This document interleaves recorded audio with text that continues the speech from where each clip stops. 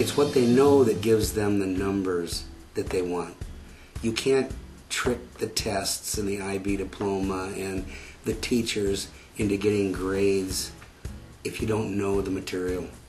And there's no shortcut to getting to know the material except hard work and good study skills and good attitude towards learning. Learning isn't just how smart you are, it's how hard you work and what skills you bring to learning. Listen to your counselor and your counselor. Not to your friends, not to anybody else who thinks they know it all, because everything has changed. And I'd also say, listen to your heart. Make sure that you look at lots of stuff and trust your gut, because I think people just think they know things without really, they say they want something and maybe it's not it, if that makes sense. Relax, everybody gets into somewhere, which is totally opposite than Mr. Ashley.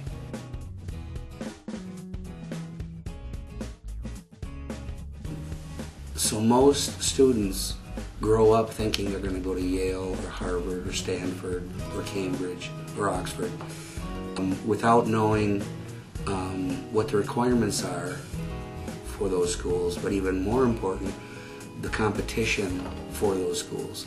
How do people get into Harvard? I don't know.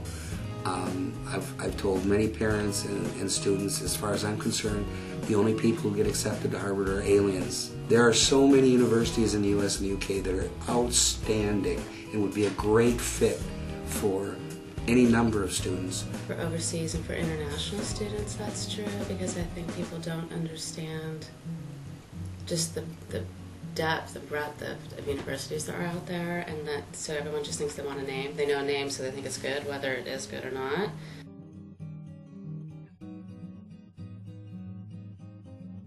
What is the criteria I need to be able to write any kind of a recommendation, whether good or mediocre, for a student?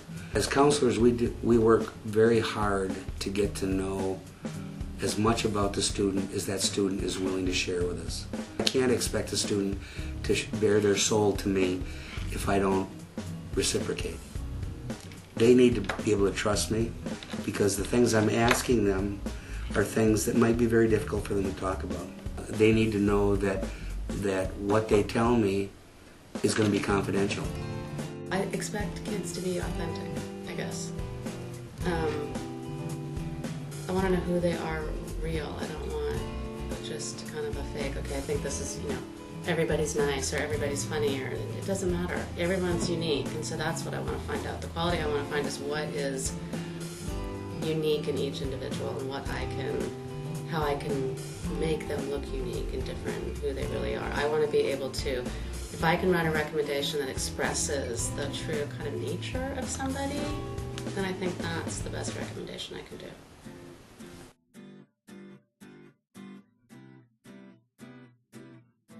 I've been a counselor for over 35 years, and I have loved every year of being a counselor. It's been a great job.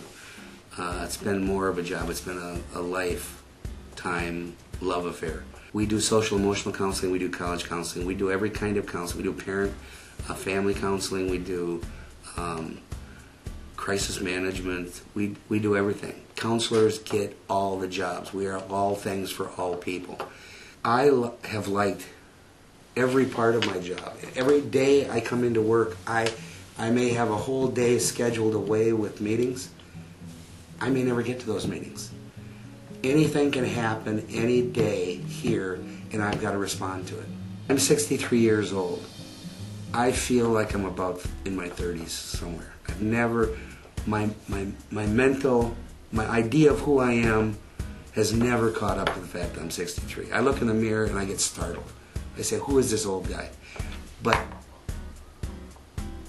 working with kids all my life has kept me so much like a kid. So, yeah, I think I've been a good counselor. I think I've done a lot of things that have been very good and worthwhile to a lot of people in a lot of places in the world. But the thing that's been so important for me is what all of the people I've worked with throughout the year have given back to me. That has been something so huge. And when I retire, I'm going to move on to a different career. I'm going to spend my time writing. I've been writing a book for a long time, but I'm going to finish it now that I won't have it be counseling anymore. But I will always, until I die, I will always look back on my years as a counselor as being some of the most fulfilling and wonderful times I've had in my life. It's been a great journey, and it's a part of my journey that I'm glad that I'm leaving because I'm running out of gas, and I have an interest in doing something else, another challenge for me. But it's an end that I will be very sad for. And it's challenging is exactly what you said before. It's trying to kind of always switch your hat, like being able to kind of jump from one thing to another and then really be present in it. So like you can see my office. So at one moment someone's having a breakdown. The next minute I have to talk professionally to a parent, or the next minute I'm talking to the hospital about someone. So it's switching gears quickly and trying to switch gears so you seem calm and no one realizes you're switching gears. I think that's the hardest part. And you have to be able to remember a lot all the time, whether it's in the hallway, whatever. That's, I think, the hardest part. But it also is what makes it the interesting part, because every day is different. There's not one day that's the same. So I think I love that part. I think the administrative stuff I could do with that. This is the one piece. But other than that, I love that. The rewarding aspects are just watching kids change, or just watching them, just even doing the schedules with the 11th graders right now. And I remember them back in 8th or 9th grade. I love that. Or sitting there at graduation and seeing where the kids go. Or right now, Barbara and I were looking at all the seniors and where they're going to school, and some that we were worried about, again, have a place and are happy. Or watching someone that's really been sad, break out and feel okay and be finding themselves. I love doing that. I just love watching you guys. I feel like you're all my babies.